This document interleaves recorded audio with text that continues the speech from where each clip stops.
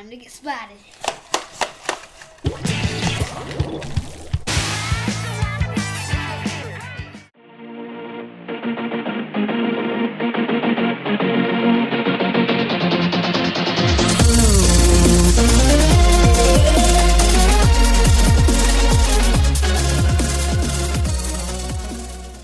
Today's episode, we are going to talk about Splatoon 2. Yeah, so Splatoon 2. So this is kind of a little bit of a different take in the fact that this game, It's a newer game. Yeah, is a newer game as of the time that we're recording this, and we're going to try and get this out real quickly because this is what we've been putting a whole lot of our time into lately. And a whole bunch of our effort. Yep. So in a lot of videos, Cool Night, I'll talk about kind of a childhood memory associated with the game. Obviously, this is Splatoon 2, so it's not the first Splatoon game, but the first one came out a couple of years ago, so I still don't have any childhood memories there. And I never played the first one. But we're going to talk about your Super Soaker, which we have Super Soakers right here. Yeah, That's why we had them. We have Super Soakers because in Splatoon, you use different weapons. They don't call it to get kills, they call it to splat people, basically. Your gun that you have in Splatoon shoots out ink, right? Yeah. Each team has a different color. They're very colorful colors like neon green, neon yellow, kind of purple, bright pink, orange, right? So you have these different colors, and they shoot out ink. And it reminded me of being a kid and having Super Soaker, squirt gun wars, right? So growing up, I had a Super Soaker. It was a Super Soaker 300. Okay. Now I just showed you the picture. Do you remember what this thing had? It had a whole big, gigantic backpack full of water. Yeah. So it had a backpack that you'd fill all the way up. Okay. So it'd get a little bit heavy, but I mean, you look at these things now, and this is still a pretty big one, but where it holds the water is nothing compared to a backpack full of water. And not only did it have a backpack full of water, but then it had 3 little big containers on the Yep, it had top. 3 containers on the top, and then it had a Trigger. well, it didn't have a trigger. It had more of this I don't even know what the term is. I keep wanting to say nozzle, but not it. You just pull back and it would just release the water, and it would shoot up to 30 feet. And I'm telling you, whenever we would have water gun fights in my neighborhood growing up, you better believe that I owned some fools and I sent them home soaking wet. Okay? The only person that could compete with me was the guy that had the hose, because the hose is going to shoot out a whole lot of water. But guess what the limitation of the hose is? What? Well, you can't go too far away from the spout, because the hose has its limits, right? I could run all the way around the yard and I can just spray all those fools and just get them soaking wet. And that's kind of the premise of Splatoon 2. Tell us what you do in Splatoon 2. You have a gun, like this one or any type of gun. You have different type of accessories or armor, whatever you want to call it. And then you have ink thing, so it's kind of like it because you have a backpack, but it's more of a container full of ink. Okay. And you just squirt it out so fast, and so then you're in battle with people. Right. So you play as these characters called Inklings. Okay, they can take well, Octavians are the bad guys. I know that's what you're trying to say, but Octavians are the bad guys in the single player.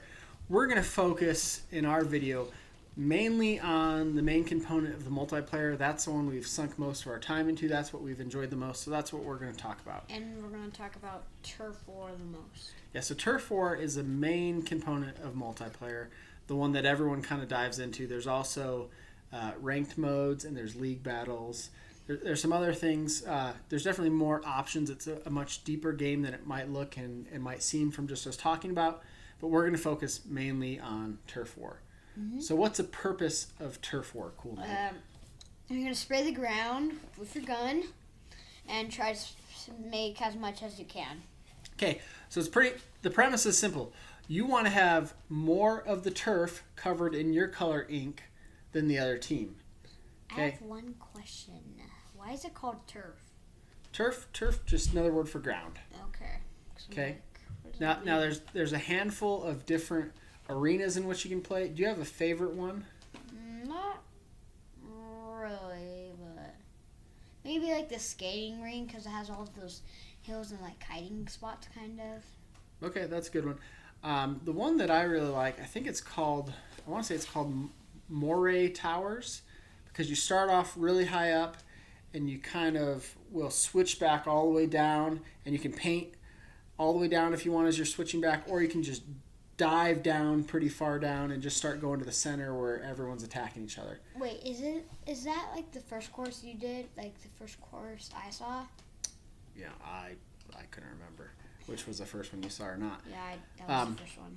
However, so like I said, you're trying to cover more ground than the opponent, but when you come in close combat, what can you do to the other players on the other team? You can ink them with your ink thing, and then with your gun. Yep, you can splat them. It's called splatting. And then like their ink, what are they called? Inklings. Yep. Spirit will just like fly up in the air, and their clothes will fall off and everything, and then they go back to spawn. Okay, so yeah, so if you come in close combat, you shoot someone, and instead of having the character die, you splat them, which just means you've hit them so much that they have to go back to the start point. There's about a 5-second delay.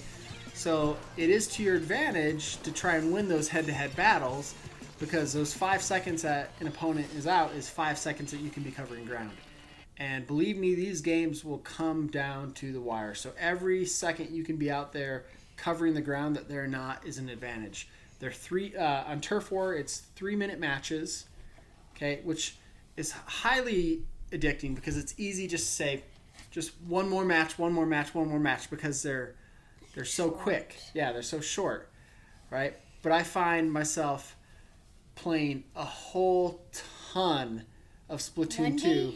You played like 5 hours. Actually, one day I played 10 hours. Don't tell your mother. Okay, I'm telling her tomorrow morning. Actually, she really likes watching it, which is part of the reason most games I do not play anywhere near that long. But the fact that it's so easy to pick up and play, the fact that your mom actually likes watching it and she's actually played, the fact that you and your sister can play makes it so this game's really accessible. And Sammy. Oh, go ahead. And Sammy plays it. And our 3-year-old plays. He pretty much shoots ink up at the sky, but he's tried a couple times. Okay. Okay, and also it needs to be said that since this is a Nintendo Switch game, you can take it on the go, you can play it in bed, you can take it and play it on your work breaks, you can play it wherever, which is really nice and really lends itself to being played more than, say, maybe... I find that I'm playing my PlayStation 4 less, which is one of my favorite systems, just because that's down in our basement down here where we record, and we have a 6-month-old in the house, and it's just a lot easier to play something that I can play near him while he sleeps in case he wakes up, or something that I can play at 4 in the morning when it's my turn to feed him. Okay, but enough of that. Okay, what do you think of the art style? Great graphics. It's good. All good. Okay. Great. I really like the colors in this game. They're very bright. They're very shiny. It's just kind of... Okay. Oh, I was just going to say, it's just pleasant to the eye. It's just fun to look at. What about the gameplay? Did this take you long to learn how to play it? Yeah, not really, but like kind of in the middle. Okay, maybe a few tries before you kind of got down. And then what about the colors? Like sometimes some colors like kind of hurt my eyes because they're so light. Some light colors like they just like look at my eye and I'm like they're way too bright. Okay. Like the yellow, it's kind of like sometimes if I see it too much, my eye will get like. It's like staring into the sun. Yeah. Okay. Yeah, that's a good point.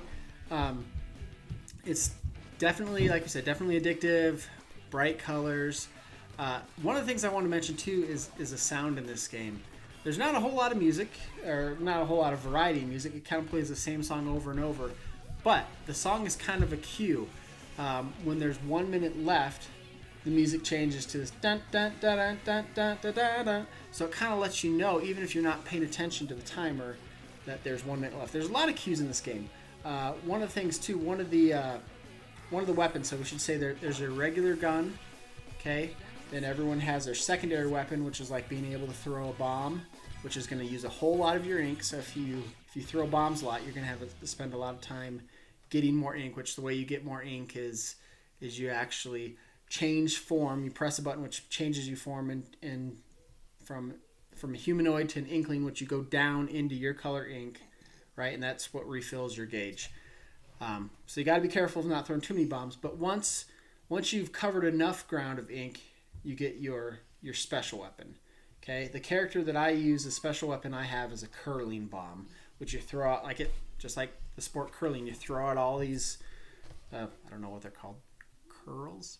I don't know. You throw out the curling bombs, and it'll leave a trail of ink as it goes, and then it explodes.